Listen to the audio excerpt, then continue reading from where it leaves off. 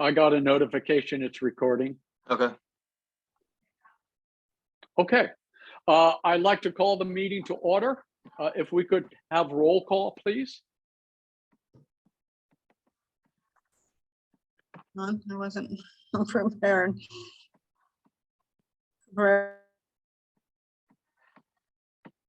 Detmer.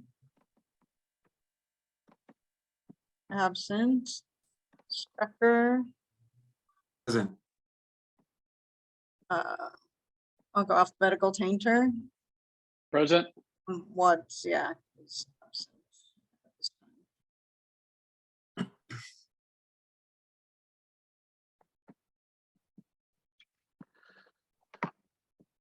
Okay.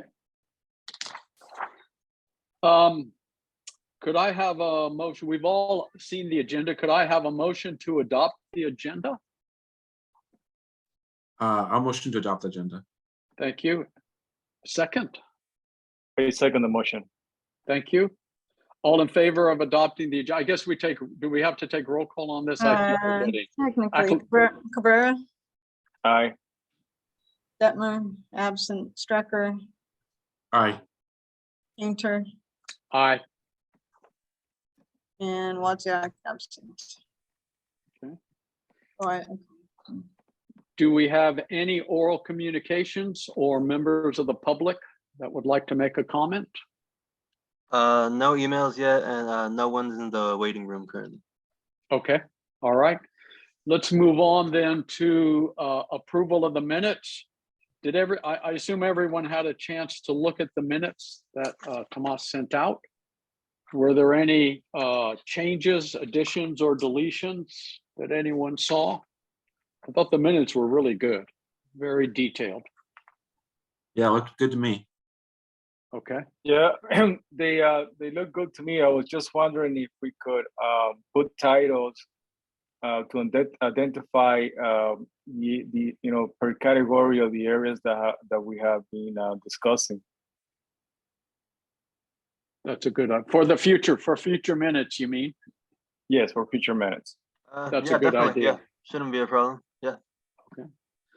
Could I have a motion then to approve the minutes as they've been drafted? I make a motion to approve the minutes. there's a second. Second. Okay. Cabrera, Good. Aye. Detmer, absent. Strecker, Aye. Tainter, Aye. and Wozniak absent. Okay, let's move on to old business, which is investigation of residential parking permit program for Central Brisbane. Yeah, super. So last meeting, we came to a consensus on that first item, which is where the parking permits would be in effect. And we all agreed that it would be through one zone for all of Central Brisbane. So I'd like to move beyond that and start going down. We got to the point of starting to discuss the number of permits to be issued. And we had a lot of discussion, but we did not reach a consensus on that. So maybe I think probably we need to revisit that again now. There are many ways to do this, a fixed number per household, regardless of how many people live there in a single dwelling. Yeah, per household, per dwelling, and regardless of street capacity, regardless of whether they have off-street or parking available. If they're so, well, how many?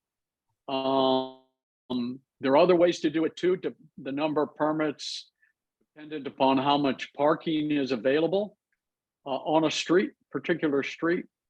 We could also look at this in terms of subtracting if a household had more off-street parking available, we could lower their number of permits.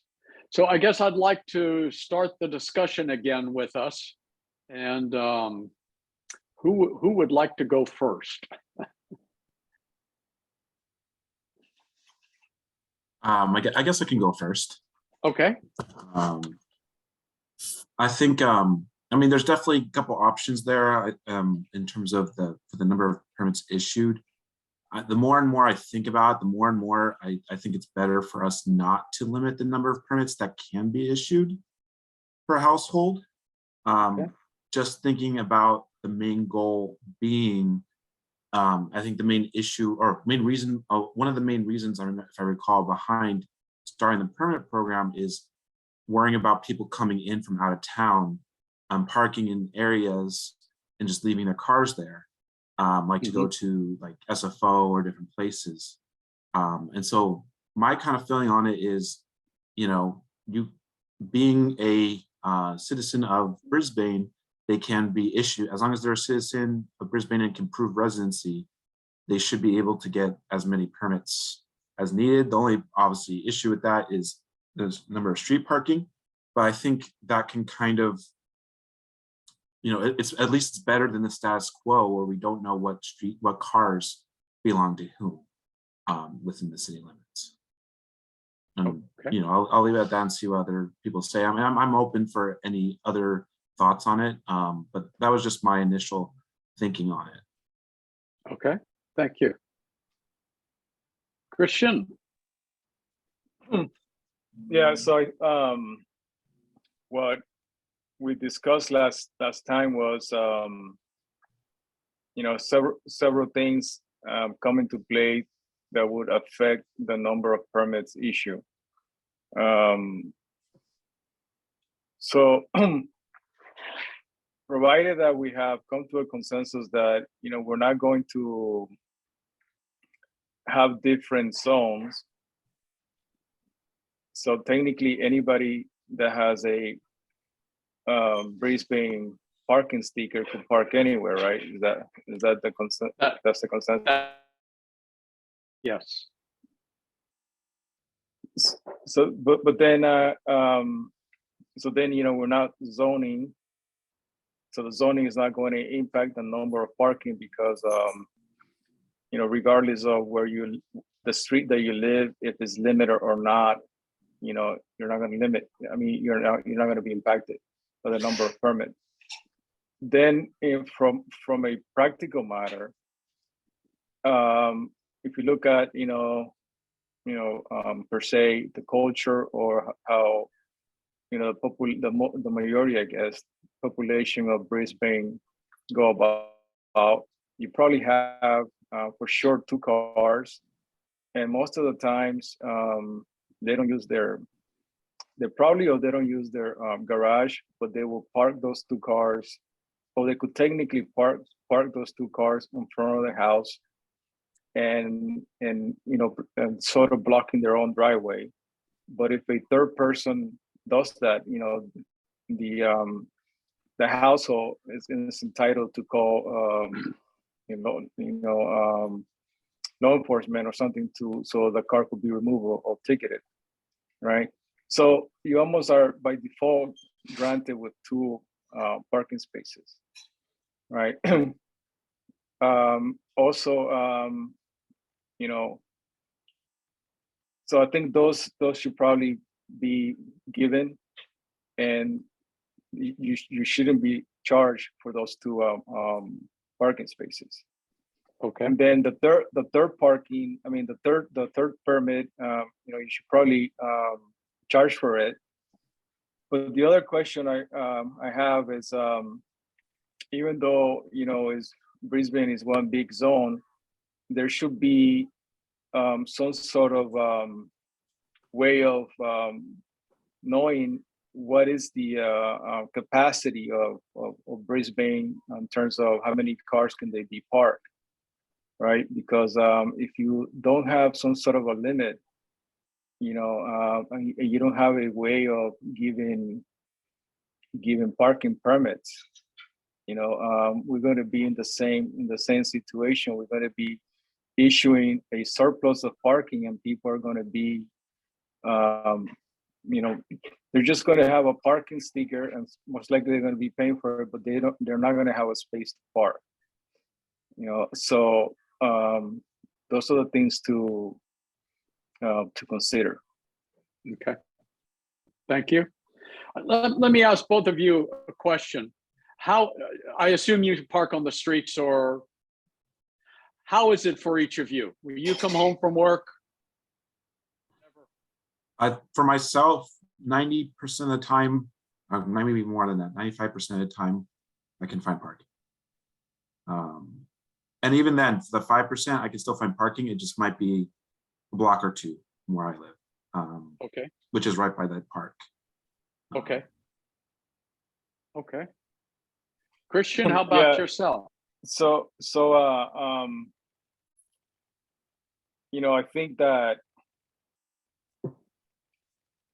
the people that they live surrounding the business community or the businesses, you know, they, you know, it's a good thing that we have Gregory, but it will probably be helpful for us to have like a person that actually owns a business to get their feedback, you know, because one of the things I think is that the residential area around the business zone, they benefit from the business, you know, parking, but it could get tricky on the time, right? Do you mean sometimes- visitation? I'm sorry. Do you mean like could park on visitation overnight? You mean visitation and by the park, or maybe Okay.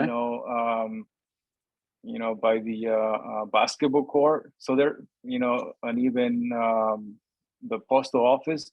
So they are parking on those areas, and you know, so those people might get, you know, those spaces, and they probably get it at night. I don't know how busy it gets during the day. Sometimes, you know, for lunch for sure it gets busy, because I come home and I see, you know, visitation. You can't even park out. You know, sometimes I just park at home and then I walk to visitation to buy something to eat, because there's no parking in visitation. But if you go like after 6 or 7, there's a lot of parking, even in the library. You know, so it all depends on the time. In particular, in my case, you know, the common residential street, you know, you got all these little houses, you know, very close to each other, you know, and the culture is that the people that live in the house, usually they could either use their garage, but the front of their houses is almost like it's almost a given that they park over there. And then you have other streets that are, you know, up for grabs, and that's how a lot of the things. That's how parking, you know, is done by where I live. Okay. Let's pause for just a moment. I see Linda has joined the meeting. Welcome, Linda.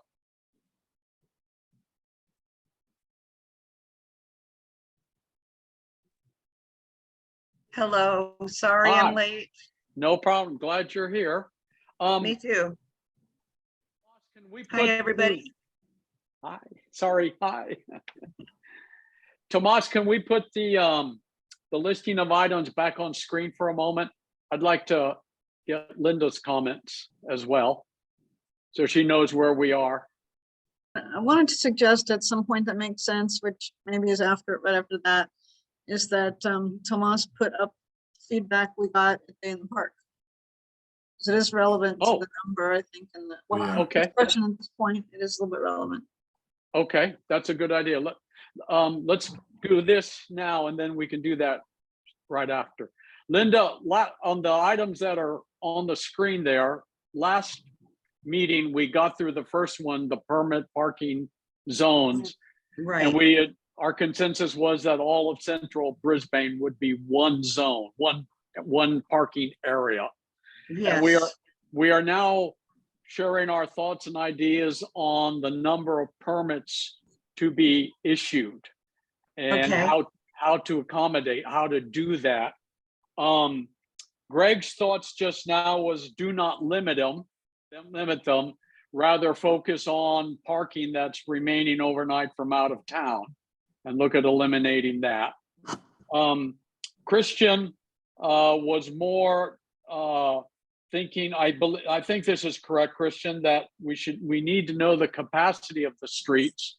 And then we should be tailoring it to how much off-street parking a particular residence might have. Mhm. And adjusting that way.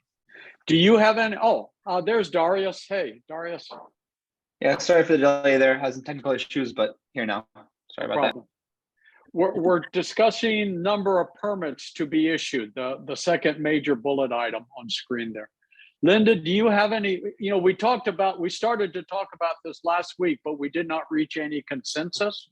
Mhm. Linda, do you have any thoughts on how we might, if we should limit the number of permits per residence, and if so, how we might do that or come to arrive at that number?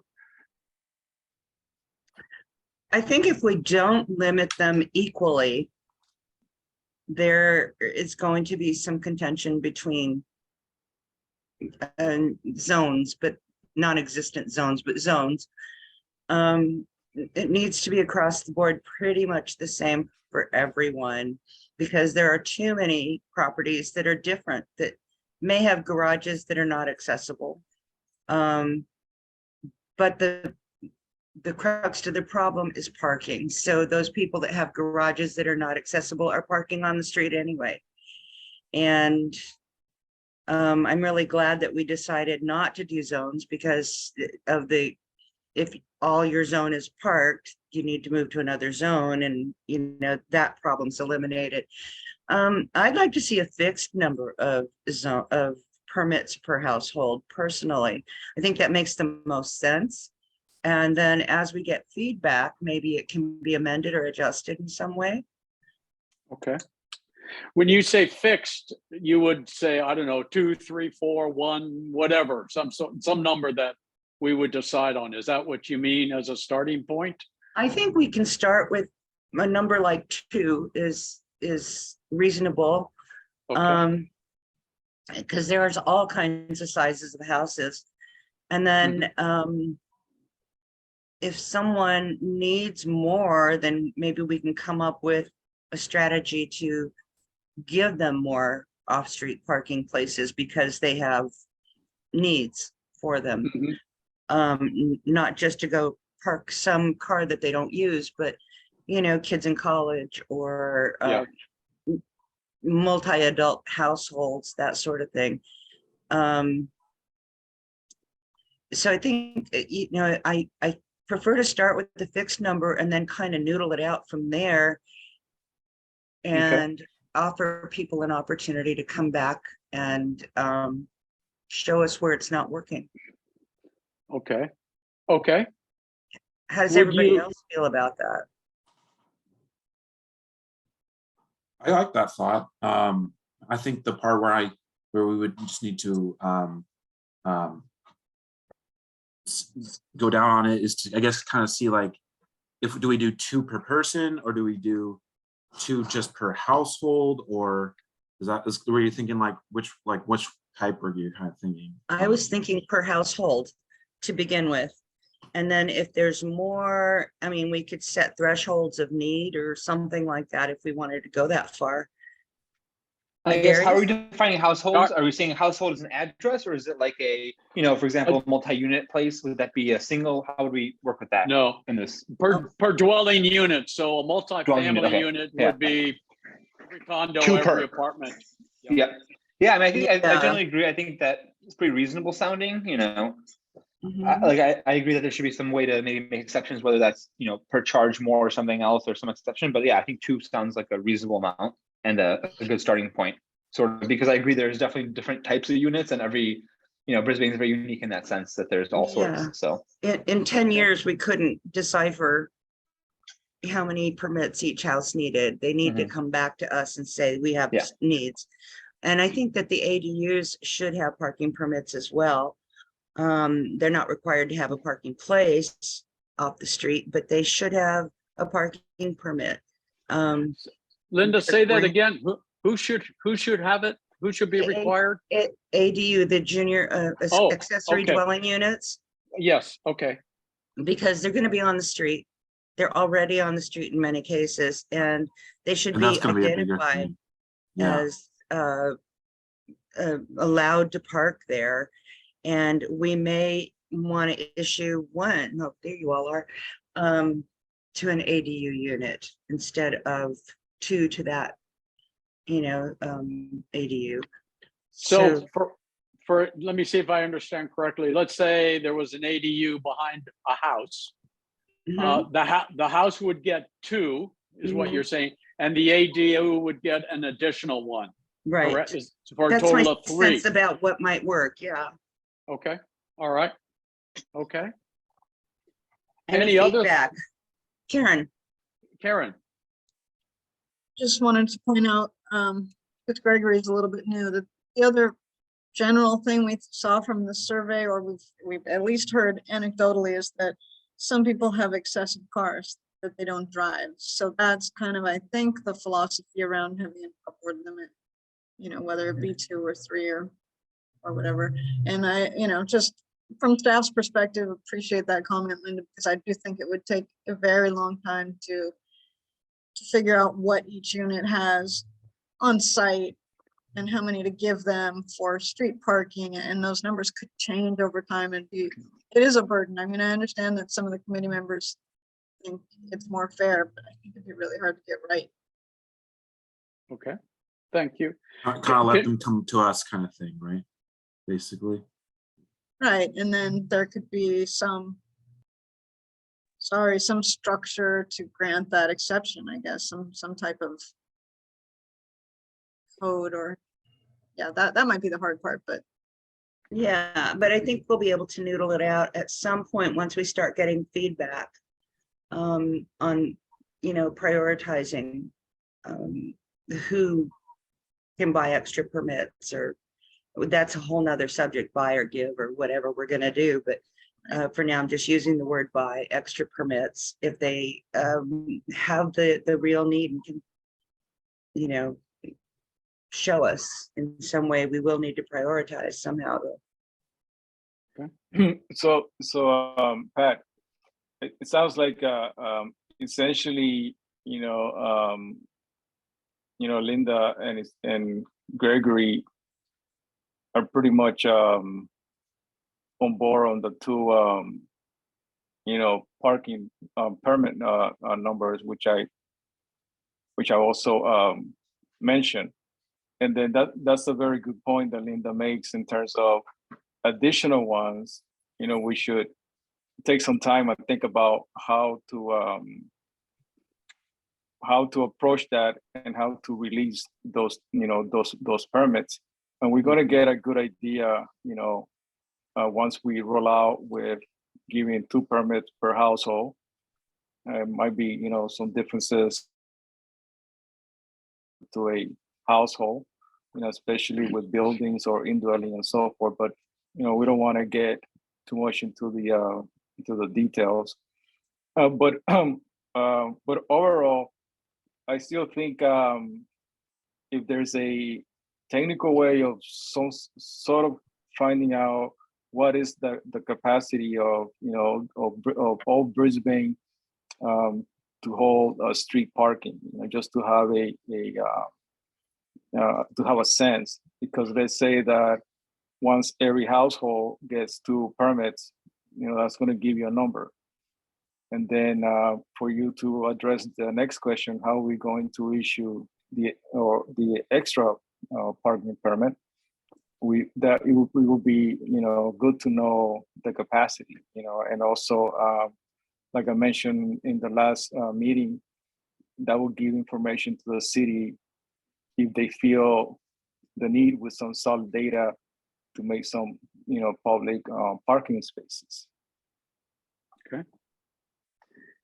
That's a good Let me- idea in addition to the permits, but right now we don't have a clue where we're going to make public parking places other than on the street. That's maybe phase 2 of this project. Let me chime in for a minute, Karen, and then I'll go to you, and then we can go to the comments from Saturday. what everyone I think has said is that we're kind of focusing towards having a fixed number to start with. And the number I've heard is 2. And I think that's a good place to start. And I really like the thought of there's an amendment or an appeal process. So if a household can show, for example, they have 3 adults living there and they have 3 cars that get used every day, then they could apply for a 3rd permit. I think that's good, or whatever, or kids at school or whatever. I also like that we give a permit to the ADUs. You know, when we did our surveys of the other cities, not, I don't think, maybe one of them gave them to ADUs, but several of them excluded ADUs. They said that unit's parking space has got to come out of the main household's quota. And I think that's a mistake, given the housing problem. I think accommodating ADUs is the right way to go. I kind of like where we're headed. I will leave my comments at that point. Karen, did you want to say something, or? What I was going to say is if the committee or the chair wants to, I think it is, like I said before, probably pretty difficult to find the capacity of all of central Brisbane. But I was thinking, you know, we did count the street capacity, Justin did quite a while back, for those 6 sample streets. So I think relatively easily we could tell you how many permits, if that were the entire area for the permit, which it's not, but hypothetically we could probably, without too much difficulty, tell you how many you would in that plan issue versus what that capacity is. And that might be an interesting comparison point.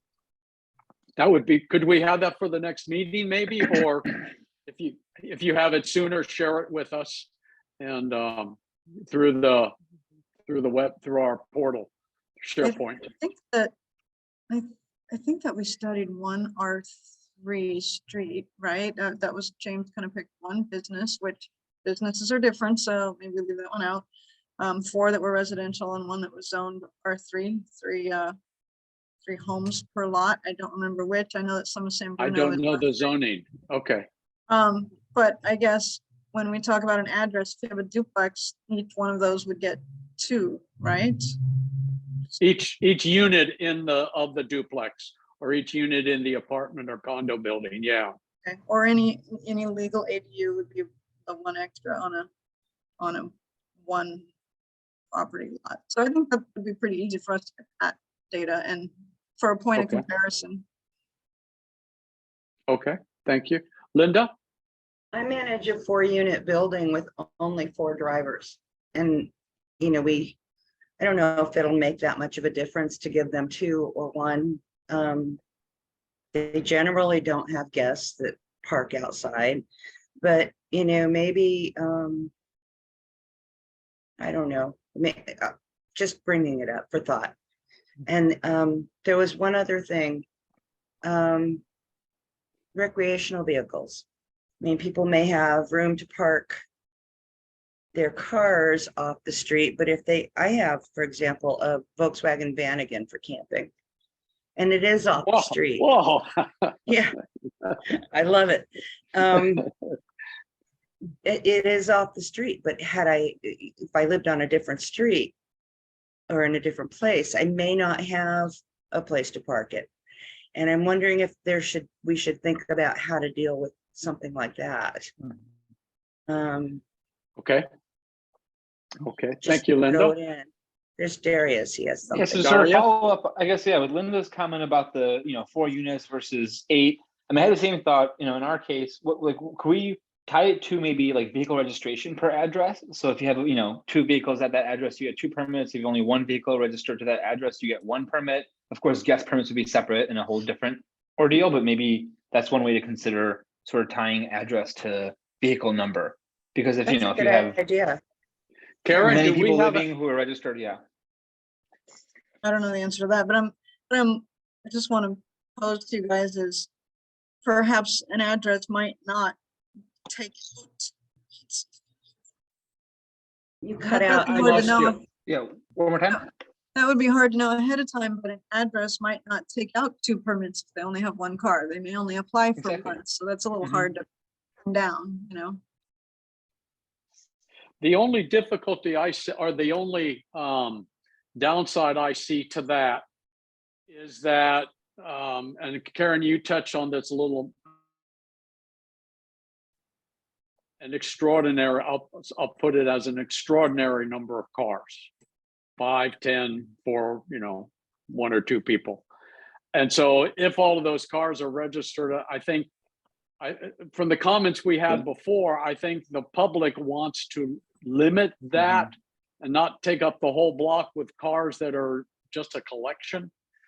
Right. So I think maybe perhaps for the name and 1 plate, you get 1 per name, you have 1 plate or 1, VIN or something that you register. And so if you have more vehicles, then you maybe could pay or add on or, something extra or 2 or per unit. Something like Okay. that. Yeah. Linda?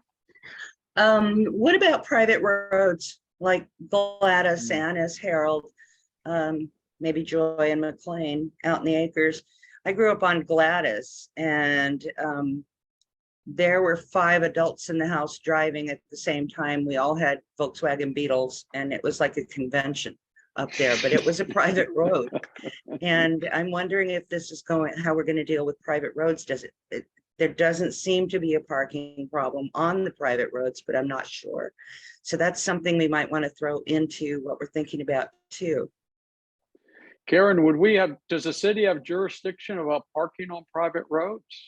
I don't think that we have jurisdiction, and I think from the staff's perspective, we didn't think that would be included because it is a private road. To me, it'd be like a driveway, just a Mhm. very long driveway, Mhm. Okay. Shall we go to the comments from Saturday? Yeah, I'd like to hear them. I missed that. Oh, we haven't, yeah. Oh, that's right, yeah. Yeah, the survey was wasn't too extensive. I got 6 responses, but from people who were responding, they were very, I could say that from being there, that everyone who was speaking about this issue and who agreed that it was an issue felt very passionately about it. So we just have do you have trouble parking in central Brisbane? Yes. Then we would ask, how many cars does your household park on the street? And then, it'll vary. And then all these responses out of the 6 all say that they would support a residential parking permit program as a solution to that issue. There were people who said they didn't have any issues with parking, so obviously those people didn't fill out the survey, but the ones who were feeling strongly did say that they would support it and that they feel it is an issue. And then these, this is just another antidote, just desperately needed. And this one kind of sums up what we've been talking about. So about people having too many cars on the street. And yeah, this is the survey. Okay. So I noted that a number of them said they don't even park a car on the street, but they still think we should have a program. There were 6, 4 were in support, and 2 were said, I don't want a program, right? Okay. I want All to right. just interject if I may. I hope we can design this so that the sidewalks are not blocked when people say they have parking off the street. Can we somehow make sure that parking doesn't block pedestrian walkways? Just Yeah, to support safe routes somehow. I wanted to ask that when the people were just talking of this at the booth, but it, seemed potentially confrontational, so that didn't seem like the right place to. Yeah. If you do that, you're going to be eliminating more than half of Brisbane. Yeah. A lot were Well, parked when we that's did our true. survey on those half on the sidewalks. Yeah. Yeah, but we have pedestrian safe routes that we're That's right. supposed to enforce the safety of the pedestrians so they don't have to go around a parked car into the street and then back on the sidewalk, particularly children going to school. Yes. And I think it would be really wise to kind of make sure that these permits take that into account. So what their real parking ability is and what it isn't. Right, and Yes. for newer members of the committee and maybe I don't know, you've lived in town for a while, some of those lower streets that do have sidewalk, there's a brick strip in the middle of the sidewalk. And it's understood, but it's not a law in any way that you should park on the street side of those bricks, and then there's still enough room for pedestrians to pass. Right? That's Okay. your understanding of it too, Linda, right? Mhm. And I think the police, you know, we've designated safe pedestrian routes and put out the medallions, and the police generally make sure that there's like a 3-foot clear space passing width on a sidewalk. You know, it's less than an ADA standard, but given our very limited space, kind of something it's stroller width, it's a person can get through. So I think that's what Linda's talking about. So in some cases, cars are parked on the sidewalk a little bit, but there's still enough space for a pedestrian to get through on that same sidewalk. Mhm. Yeah, I mean, that's a different issue though. And actually, I think prior to this topic that we're discussing, you know, we were going to try to address that by making some streets one way. Because right now, you know, when you issue a parking permit, the people that have that problem, they're still going to consider those sidewalks as legit to park. I mean, where else are you going to park? That's the case in my street, and if you go to Upper Brisbane, that's what they do over there too. There's less sidewalks in Upper Brisbane, and the lower streets where the children are walking to school are the ones that need to make the biggest change, unfortunately, in order to keep the kids safe. And that was what the entire pedestrian safe routes to school was about, that we worked on for forever. I think it was over a year until we finally came up with some solid ideas. But Mariposa Street is a particularly tough one. It's a hill and limited parking, and I don't know what the solution is there for the residents, but having a parking permit will certainly invite them to park somewhere else, even, you know, on another street, Solano or something, where we did not eliminate parking places, and we were kind of thinking about it at one point. So. Okay.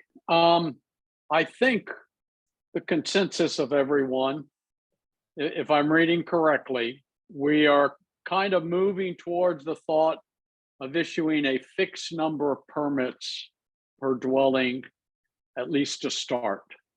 And the number I've heard most frequently is 2. Am I correct in that? Is that where we think we're headed with this? Okay. That's my understanding. Yes. Okay. Let me throw out counterpoint, different way of looking at it. I can support that 100%, but I was also thinking of some other things. And that is that what we have now, even though it is, doesn't work. Can't hear you, Pat. Oh, what we have now, even though it is a pain to park, it does, at the end of every day, it has worked. Everybody's gotten their car parked. You're going in and out. Okay. Hear me better now? I'll let you know. I don't know what you missed. I don't know what came through, but at the end of the day, what we have now, everybody gets their car parked one way or another. It's a pain. So in a sense, in my mind, to at least start with the least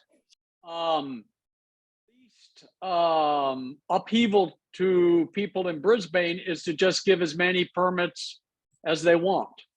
I'll just throw that out there as an idea. And then over time, say we are going to start cutting this back over a several year period. Well, okay, so, but look, the permit has to be tied to the address. It has to be for a vehicle registered at that address to a driver whose driver's license is at that address, or their voter registration or something. You can't, or their utility bill or something. It can't be just, I'm not a supporter of selling them, okay? Because I think then it becomes, you know, a bidder's market, and that's not, I don't think that's what we're trying to accomplish. Anyway, did you hear me that time? Yeah, I was gonna sell them. That's why I wanted 10. There's actually one property that I think I've mentioned before on Kings Road that has about 10 cars. I don't know, I haven't been up there in a while, so I don't know if they still do, but they're all registered to that residence. How do you deal with something like that? They're taking up a large amount of parking where there would normally be extra parking for other cars, and there always was before this became a thing. So Yeah. how would you deal with that? I don't know. I honestly don't know, short of regulating and having an enforcement that a household can only park X number of cars on the street. Okay. And what I guess what I'm saying is you start out implementing a permit system that allows everybody to do what they are doing now. Mhm. And then after 12 months, 2 permits away, or 3 or whatever, until we get down to, say, 2 permits per residence or something like that. Okay. And just a thought off of my mind, but I think the consensus of the committee is to start with 2 permits now and have an appeal process or something, where, say, if, you know, a household had 3 adults in it and 3 cars, they could come back to the city and say, hey, here's why we need 3 cars, 3 permits, and it could accommodate that. And I would support that. That's the consensus of the committee. I think that was a very workable plan as well. So does anybody want to kind of throw up a motion of what Well- we might, go ahead. I think that what you explained about giving permits to the status quo right now with the number of cars that people have is a softer approach, and I'm anticipating Yeah. a lot of pushback. And either do it your way. I mean, I was all for 2, but in thinking about it, your way sounds like a gentler way to go into the permit process, because you know, I mean, Christian is already going to have a problem with it because he doesn't have a garage to park in, right, Christian? Yeah, so I think Karen has her hand raised, but I would say this though. We should probably take one decision at a time and maybe do an effort to tease them out. Like, I think the consensus is 2, Mhm. but then in terms of how do we go about, because it's gonna, obviously the need to have more parking permits is going to be there. So how do we go about issuing more parking permits? And that should be, a discussion. And also in terms of every car that we give a permit needs to be registered to that address, and the driver needs to be, that might raise some concerns, because that might, a household doesn't really necessarily, you could have a driver that is from out of state and is driving somebody else's car, so it's almost per household, and then the stickers should probably identify that, so that we might run into problems if we go that route. So I think you also might need more time to discuss it. I think a good example of that came to mind, Christian, you kind of brought that to my mind, is my partner in the past when he lived in Monterey, and for a period of time they had a permit program on his street, and he went to go get permit for his vehicle, but they wouldn't give it to him because his car was registered to his parents' house, because it was his parents' car that he was using. So it wasn't registered in his name, but obviously that was his car. And so he basically ended up having to move the car every other day or wipe off the little mark that they put on, you know, the chalk, the old chalk in the vest, to try to keep them from ticketing him. And he lived there. It wasn't like he didn't live on that street. So that, I mean, that is an issue I think that we'll have to discuss when we, Okay. for Well, sure. that's probably But I- one of those exceptions that we can Yeah. take in when people ask for additional permits or something. I think Um, maybe just having another option like a utility bill or mail. Oh, or something absolutely. to Yeah, show that you Util- live there. yes, something else that proves Not you just live the there. car, yeah, per se. Yeah. But I do personally, I'm on kind of more on the side of the 2 to start. And it was kind of funny because at the beginning I was like, just give it to anyone too at the very beginning of this meeting. But as we go through the meeting, I'm kind of like, I think it's better if we go with give 2 and then have that option of more, Okay. you know, with those caveats. Just my opinion on that. Thank you. I'd Karen, like to you've, hear from Darius. I'm sorry. oh, Karen's Karen's got had her her hand up. I'll shut Yeah, up. for a long time. Just 2 things. On your idea, Patrick, your idea was the reason is to get to the right number, not to just issue a permit to everybody. To me, it's a little bit confusing because how is that different than just letting people park now without having to have a permit? The first year would be no different. That's right. It would, my thought is that it gets people used to the idea of having permits. And in the back of their mind, most people will know, and it could even be announced that this will be reduced. Yeah, well, it's softer, but it still can be painful, just kind of Mhm. delays. And then the second part is Okay. it kind of made me think about for the committee to consider, and I think Linda's example was kind of a Vanagon. Let's say someone has an RV or a boat and it's a recreational thing. Should people be allowed to store that on the street if it's not their transportation? Like, do you want to provide that space, or do you think that that's the responsibility of the person that owns that to fit it on their property or have a storage space somewhere that they're responsible? Committee, what do you think? Linda, is your hand up or not? No, No. I She's was thinking. thinking, but I will put it up. I'm Okay. wondering if someone could switch out their parking place and use their permit to put their car on the street and put their RV in their parking space. And that's an option.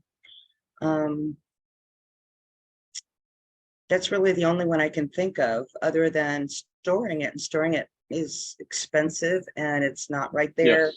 where you can keep an eye on it. And I mean, I love knowing where my van is and, you know, grabbing it and running somewhere every once in a while.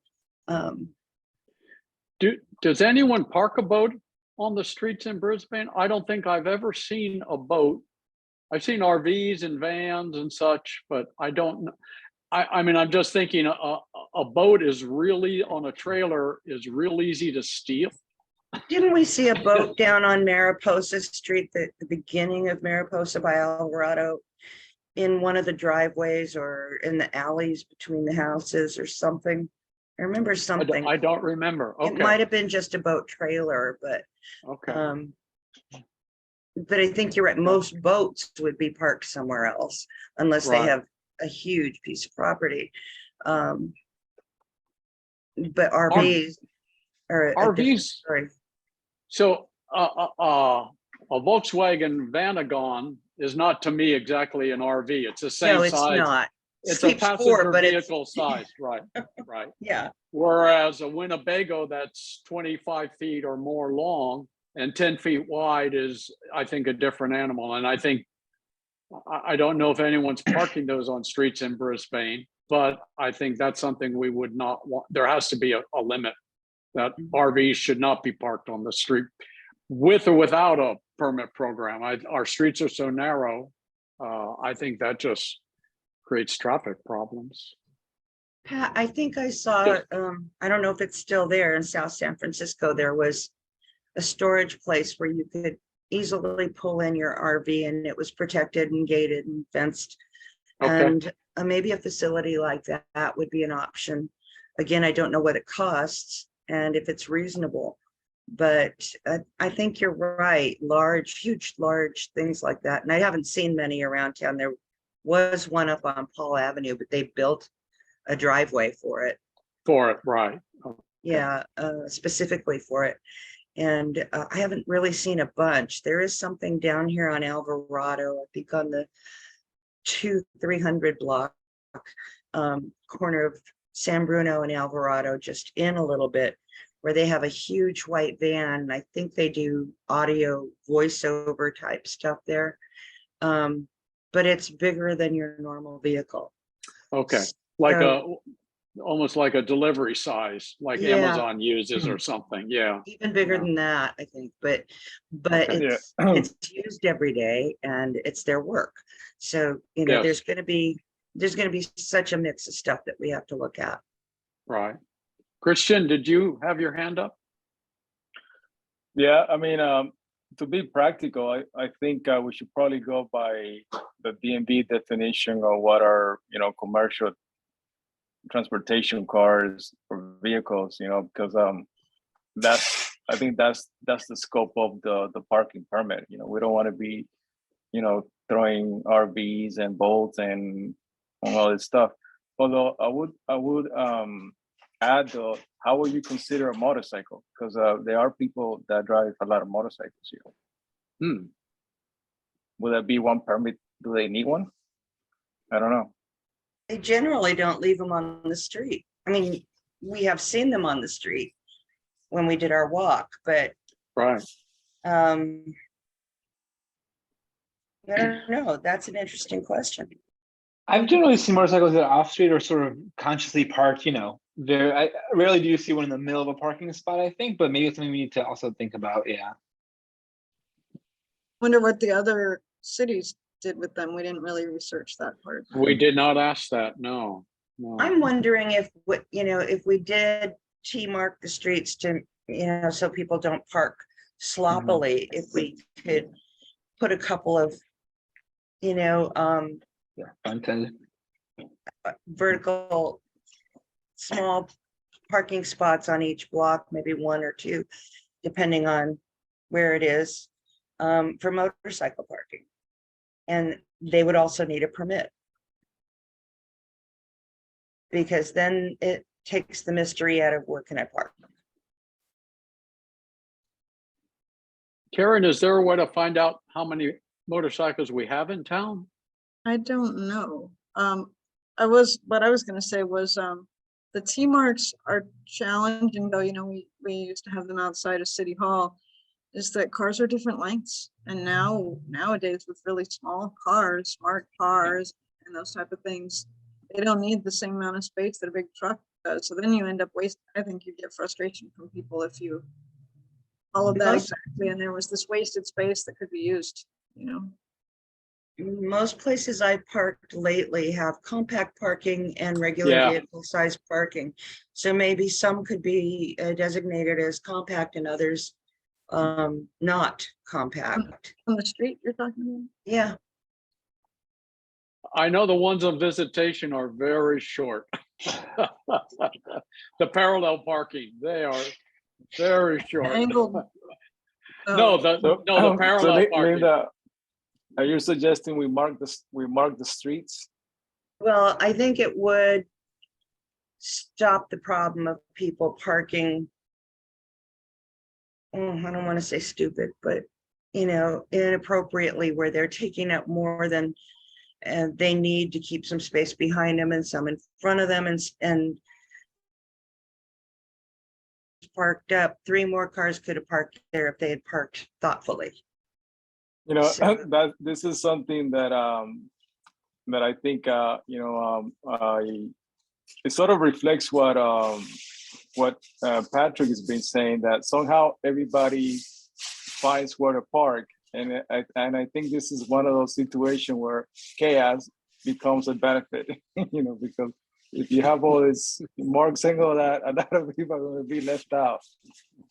It's possible, yeah. I'm going It's to a big ask us, change. yeah, I'm going to ask us to, let's put that in the parking lot. I've made a note on it. Because we're kind of getting off the topic of how many permits at the moment. So In the if we- parking lot. Yeah.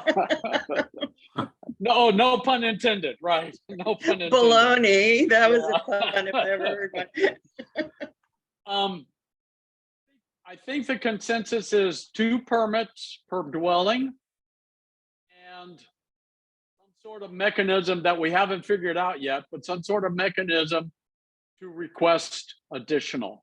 Does someone want to make a motion to this regard, that this is our recommendation? So moved. Okay, let's capture the right words. Linda, you were, I think, the first one to put this out there. You want to put some words to it? Some No, I want language? you to. You're a lot more awake than I am. Okay, I don't know that you have to make a motion. We're just taking minutes. okay. I just want us to have, we did last meeting on where the parking zones are, a formalization that this is the consensus of the committee, and we get it. I think that's a good idea, Patrick. I agree with And you. right now, it's just me talking, and that I think this is the consensus of the committee. I want to make sure that that is indeed the consensus. Gregory or Darius, would you like to make the motion?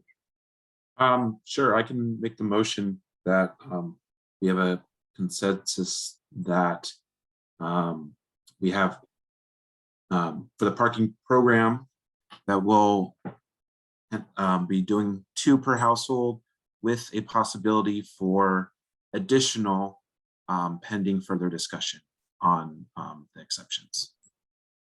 And 1 per ADU. And 1, yes, and 1 per ADU. I second the motion. Yeah, Okay. all in All favor? right. Aye. All right. Do we need to, I don't think we need to do a roll call, but it is, I think, by acclamation at this point. Is that right, Karen, or did we just make a real motion? Let's go with what you just said, acclamation. Okay, okay, okay.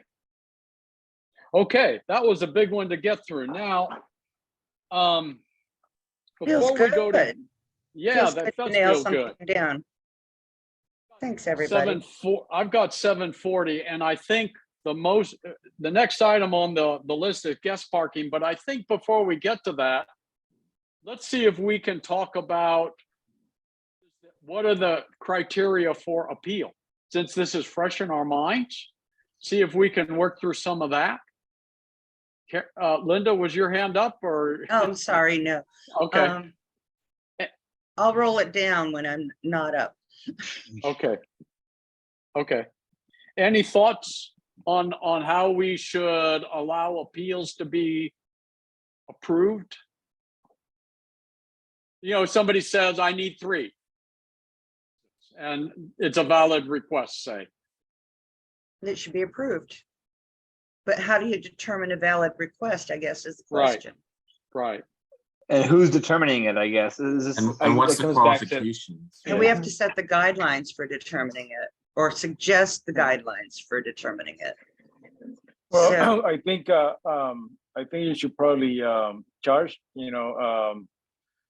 the 3rd parking permit should cost money. I don't know how much, number 1. And then number 2, you have to have the same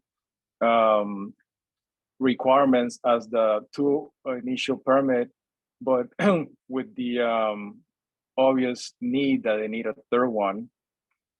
So they need to show 3 registrations and who's going to be the driver and some justification. But I would say to that, at that point, we might also have some sort of idea what is Brisbane, capacity for parking in general, just to see how much overboard we're going to go. Okay. I'd like to respond to Christian. Mm-hmm. Will our parking permit program really have anything to do with capacity? Because our capacity, I'm guessing, or not our capacity, but our use will probably fall somewhat, a little anyway, with the requirement of a parking permit. People that don't live here, that, park here for whatever reason, are going to be eliminated.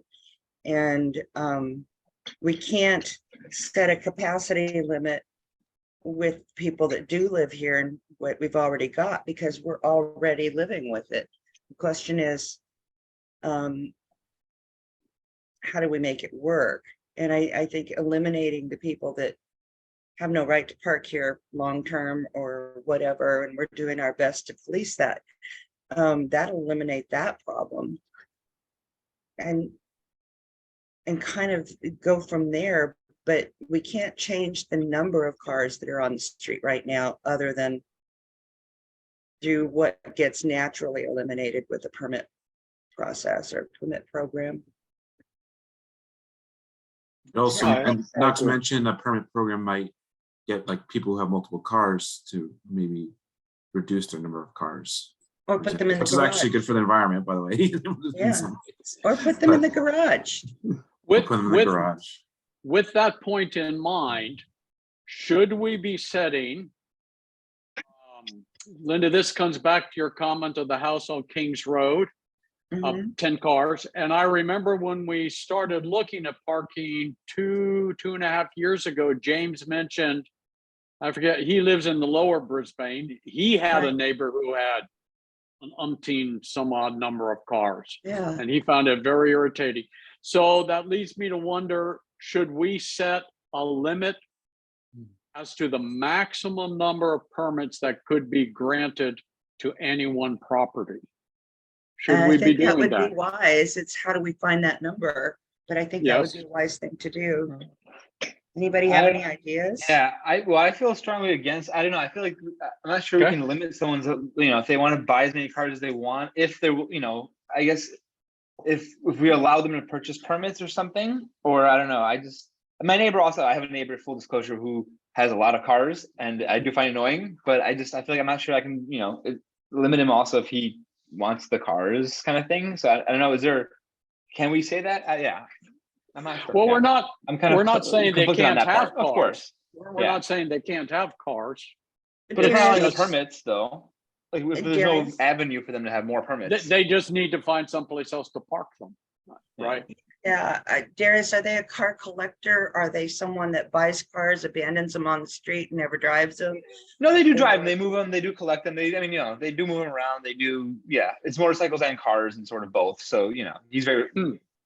It's not There are people that just never get Abandoned, rid yeah. of cars, Yeah. and they take up parking places and they don't care about. But I guess doesn't the current system take care of that with the 72-hour, or is that just not being, like, is there just people aren't complaining about it or not, or there's isn't enforcement Right. of that? I think you have to complain with our resources right now to get something. I guess, done. yeah, because my concern is that the parking, like, this will have a huge cost, and then someone has to enforce this, and if no one's going around enforcing this, it'll have the same, people can still Right. abandon their car if no one's gonna actively drive around looking at permits, and that's a big cost to have that. So the current back to that. 72 hours, when Commander Garcia was with us a few Yes, meetings that's right, ago, yeah. he said the way it worked was when they are out on patrol, they are not looking at that. When they receive a complaint from a resident, then Yeah. they will go and put a sticker on the car. And Then if- it's 72 if- hours, yeah. right. And if somebody lives there and they see the sticker on the car, they're going to move the car. Mhm. They know, right? Yeah. Whereas if it's an Uber to the airport, they will not know, and their Yeah. car will get towed. So Mhm. I think the 72-hour rule kind of takes care of some of that.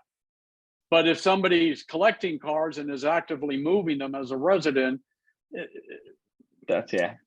I don't know. It's a hard thing. We can't all be Jay Leno with a giant garage somewhere, Yeah. right, to keep all our wonderful cars.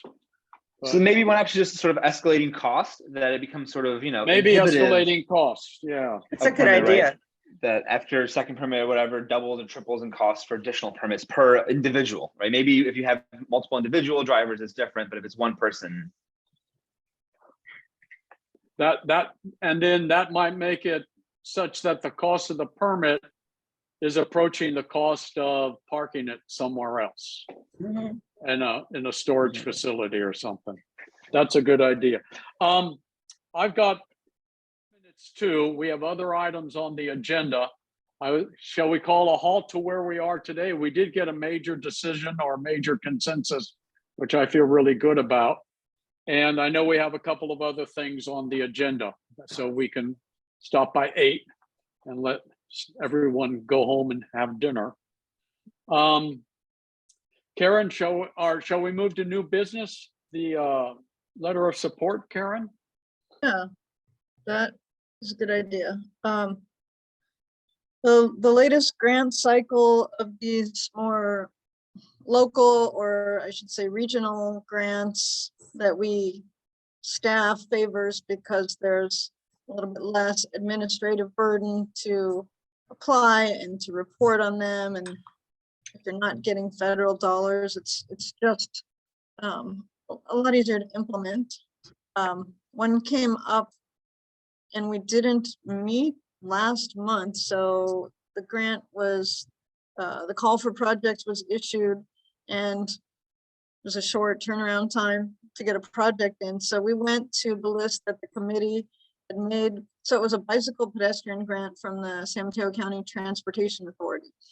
And we went to the list that the committee had looked at when we talked about expanding the safe pedestrian routes. And there was a lot of input on some of these.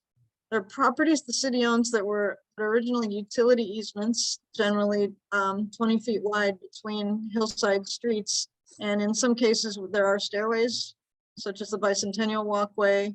And we did get a grant to extend the Alvarado to San Benito. So we looked at, and the TA, San Mateo County TA has a great process where they kind of pre-screen your project. You have a short meeting with them and they look at kind of whether staff sees it as valid. So we talked about one of the priorities that we wanted to build was the Tulare to Santa Clara that's mid-block. And I said, you know, there aren't a lot of regional implications to this. It's important to the community because you've got narrow, windy streets with parking, you've got no sidewalk, and it's a way for neighbors to get down to, you know, activity centers and the library and the park and all of these locations. But we also want to do the next street below it. And there's this concern about wildland fires that people have an evacuation route. If an engine or fire engines, multiple engines come down the street and it's a dead end street and it's walking cars, we want people to have a way to walk. So they kind of folded into, well, why don't you apply for the construction of the upper one and then ask for the design funds for the lower one. And I also mentioned the walkway that had come up prior iteration of the committee from San Francisco Avenue to Old County at Bayshore, which people use to get to possibly commute.org, but also to San Fran's, to the park and ride. And they said, well, why don't you apply for the design for that too and call it, you know, the Central Brisbane, well, Tomas came up with the name, but tie them all together in that there are many ways to get people to transit, to get people to take walking trips instead of driving trips. And the way the grant is written, they can decide that if they don't have all the funding, they can give us partial funding. So they liked that type of project. So that's what we put the application in for. So without the meeting in September, we communicated with the chair and asked him to review our draft letter and sign it on behalf of the committee. So we wanted to ratify that by making you all aware, getting the general support of the committee. Thank you. That's fantastic. When will we know? When? I forget. Tomas, do you remember? It's probably in like, Yeah, they have- we should know in like by November for sure, but it could be this month as well. They said Okay. late October, November on the application. Okay, great. Let us know if it comes, when it comes out, just let us know. That I think we'd all be interested to know. even if it's not in a meeting, I mean, just can you send us an email, Yeah. a group sure. email? Great, thank you. So as new business, I don't know if to ratify that, maybe it makes sense to have a vote, have a motion and a vote. Is that okay? We do need a motion and a vote. Because it's new business, I think Yes. maybe it's, Could I have a motion then to support this letter to the San I'll Mateo? move to support the letter. Right? and Second. ratify. Could we have I roll second the call? motion. sure, Cabrera, Aye. Detmer. Detmer, Aye. Becker, Aye. Sorry, thank you, Tainter, aye. and Wozniak. Aye. Thank you. I think we're all falling asleep tonight. Okay, staff updates. You know what? I didn't prepare any, but I know that 2 meetings ago, you asked Patrick, you asked me about the refuge area at the crossing on Valley Drive, the Crocker. So the Crocker Trail Finished. is the one at 140 Valley, Crocker Trail crossing. Yeah, And it was hit by a truck and it hadn't been installed at the time that you asked. The railing had not been reinstalled because I guess there's quite a backlog in terms of galvanizing okay. metal. So I believe it's installed. It's there now. Yeah. I imagine there's still cones around it, but the guardrail is all up and looks properly and solid, installed and solid and completed. But maybe the concrete still has to set. I'm not sure. Okay, thank you. Thank you for looking into that. Any No, does- chair or, so I I'm don't know sorry. if go Tomas ahead. had any staff updates. I was gonna mention the, should we mention the Sierra Point, that matter about having a representative, Karen? Oh, exactly. Thank you. But I bet, yeah, you could probably, you know, more, a little bit more about it, so. I'll bet you. Tomas will share some things on screen, but there's the council has, and with the help of staff, brought on a consultant to review an area out at Sierra Point to create a park of some type. I know very little about it. And they formed an ad hoc subcommittee with members of Parks and Recreation and Open Space and Ecology because it's park and they want, it might have some ecological components. But recently we were told the council wanted to add a Complete Streets member to this committee. So they kicked off and met the consultant and talked about existing conditions, but they plan to meet later on in October, I think, and go to the site. These meetings, first one was in the evening, so I think it was like 6 p.m. And so we are looking for one member of the committee. So the area in blue is all that's being considered. A lot of this is the shared use parking area, but if you look at where Sierra Point Parkway terminates on the west end before you get out to the marina and the docks, that triangle, which isn't, you know, highlighted in any way, is kind of the major focus of the park, but I guess there is an option to use Right. some of the parking area to expand a park. Yeah. So there's a web page with the members and there's a description of, you know, what the project entails. And I guess the consultant has a scope of work. So we're looking for a volunteer and I can forward more detail to whoever. I would gladly volunteer for that if no one else wants to. Yeah. Okay. Please Darius, do. the Yeah. early bird gets the worm. It's yours. I have a soft spot for that area. That's You- biotech you ought central. to And the join yacht a club's game right show. there. So That's Yeah. great. Excellent. If I would like to suggest that what Darius picks up, he brings back so that we can discuss, because there's a lot of things that go into helping decide these things, traffic circulation. and that area Uh, especially, that area yeah. especially with the new buildings and everything. I think that's a Yeah, and lots to discuss. pedestrian and, Mhm. you know, visual comfort Yeah. things, serene things, separate from play areas. There's a lot of things we can suggest with our experience. Mhm. So I think that'd be great if you did it, since you're very familiar with the area. Yeah. Thank you. Thank you. I don't Okay. want to do it. Okay. chair or committee member, no chair matters, any committee member matters that you guys would like to bring up, or?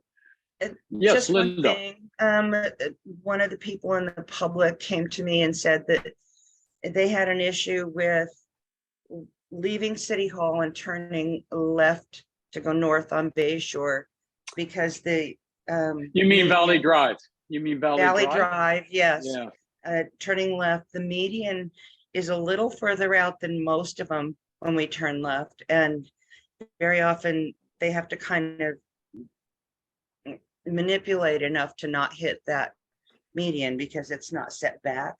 So I don't know if there's anything we can do about it, or anything that it would be very expensive to change. But I did want to just mention it. It's a concern with someone in town. I'm trying, I make that turn quite a lot. I don't think there's a median. There's not a raised median. It's just paint on the ground. If I'm I thinking think of the right There's a little intersection. Sort of a concrete median. I think it's funny when none of us know. I think it's got rock embedded in it, some river rock rounded. Oh, it does. It is Oh, okay. raised, yeah.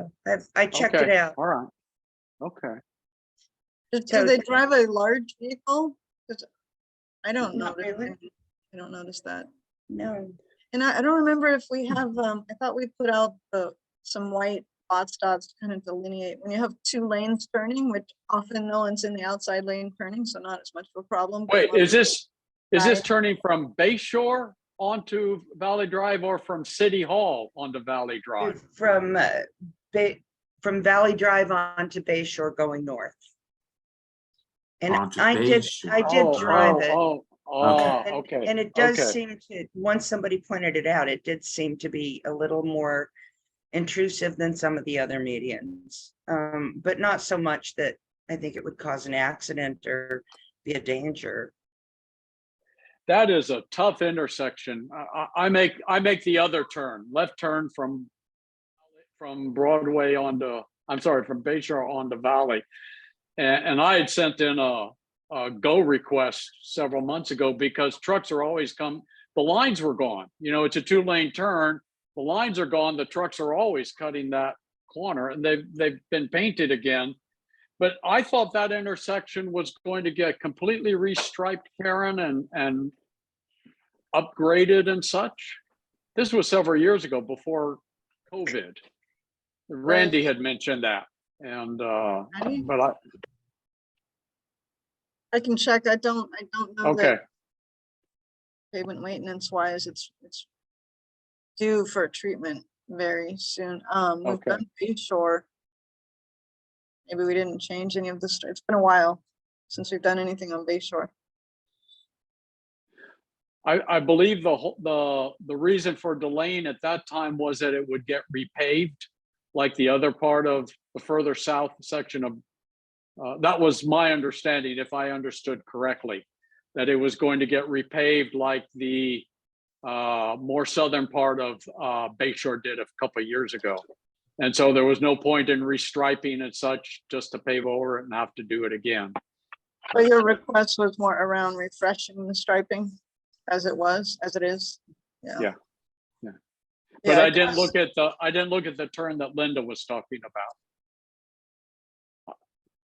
If The you ever left, do, just notice that it's I'm going to, it's yeah. not set back like it is in most other left turns with the median, and I don't think it's dangerous, really.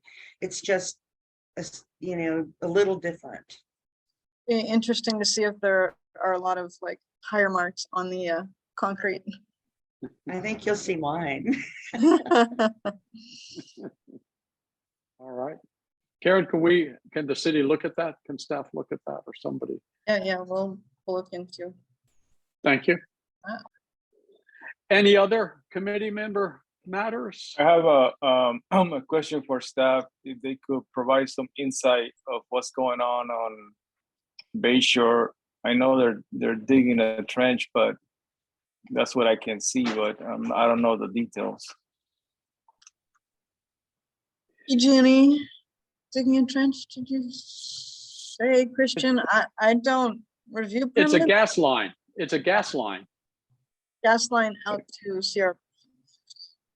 Gas line? upsized gas service. It was in the blast, I think. And actually, I think that's how I heard about it. Hmm. It looks when like- they do type of stuff like that, they don't communicate to you know, to staff, to you guys.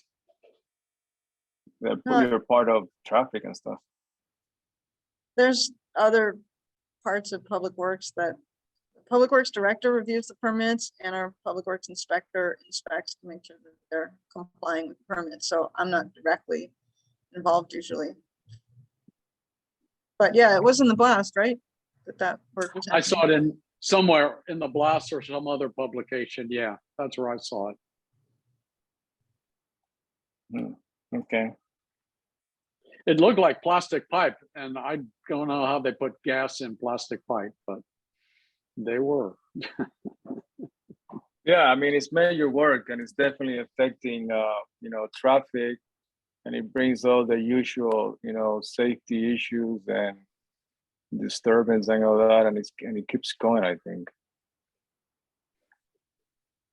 You know, it'd be nice if they had put up a sign like Caltrans does on the highway, work from this date to that date. So everybody knows when it's going to be completed, right? Oh yeah, I mean, I sometimes read the blast, but not all the time, so I missed that one. Right. But that's a good point that you brought in, where they should make it a, you know, a norm where you put a sign such day we're going to start work over here, and it's going to start from here and it's going to end this date, something like that. And non-residents don't read the blast ever, right? People who are commuting from San Francisco south, right? Daly City, come through there or whatever, or whoever. So Yeah. I think that would enhance safety as a general suggestion for city process. I mean, the reality is to put in a line like that when there's already a lot of utilities and there's a lot of utilities in the shoulders, you have to take a lane to do it. And I don't know exactly. I know the Understood. details, but we don't let Understood. them do it during commute hours, generally on Bay Shore. Okay. They had it well marked for northbound, but it comes and goes. It seems like they're done because they seem to pave over it every night and then disappear for a few days, and then all of a sudden they're digging up again. It just would be nice to know what to expect on a longer term basis. Right. Yeah, and also it might be, you know, sometimes a good opportunity to go work with them if you have some other underground work. I'm thinking of that street light. You know, we only have the poles, and I think the long-term thinking there was to eventually put a street light. Or traffic light. Yeah, traffic light. Yeah, but that's not funded yet by council. It's on their CIP plan as something to potentially fund, but it's not funded yet to signalize that. Okay. That's San Bruno Avenue in Bay Shore. Yeah. Bay Shore, yeah. So with all this infrastructure, you know, government funding, is that something that might be a good opportunity to look into to see if that creates more of a fast track to get that addressed? Because, you know, sooner or later, you know, we need it. And the idea was, you know, let's get a traffic light, but we ended up just like doing this as a stepping stone, what we have right now. I'm not sure I completely understood what you were asking in terms of fast tracking. So the council every other year, sometimes maybe they look every year, they look at their CIP program, they look at, you know, what does staff prioritize? They're aware of what we recommended. They're aware of the issues. They were in support of the bit that we did, but they've been, you know, wrestling with a slowing of revenue during COVID and, you know, how to fund projects. The last time they looked at CIPs, their finance director said, you have $200,000 and there's millions of dollars of projects on the CIP list. So Yeah, so I get, so what I'm saying is, because of the infrastructure bill, I'm assuming there's going to be, funds where a lot of projects that were put in the back burner could probably see the light of day now with these funds. And if if you want to push one of those projects, this might be a good opportunity. I don't know all the details. I just making assumptions from what I hear on the news and all that. Oh, okay, so you were talking about the infrastructure bill. Yeah, I mean, if there are grant funds available, staff, to the extent that we can, we'll go after them. When we looked at this intersection, this project and a traffic signal, and Justin was on staff, he looked at the Highway Safety Improvement Program, which he was able to get the grant for Guadalupe to put the rumble strips on the shoulders after a car had gone off the road. A couple of bicyclists had been in accidents. And that they won't pay for traffic signals unless a school is nearby or the pedestrian, either school and or pedestrian warrants are met. So if there's other grant funding, yeah, for sure, we would go for it. Definitely. I don't think the details of that that funding have rolled down to local agencies yet, though. The agencies that are going to hand out the money have to develop a whole program to give out the money. So if we Okay. hear something, we can go after it. I guess we'd ask if you could keep it high on your list, Karen. That's all we ask, and we appreciate that. Anything else from anyone? Okay. Our next meeting is November 2nd, Wednesdays. Could I have a motion to adjourn? Nothing else? Motion to adjourn. Second? I second the motion. Okay, all in favor? Aye. Aye. Aye. Okay, thank you,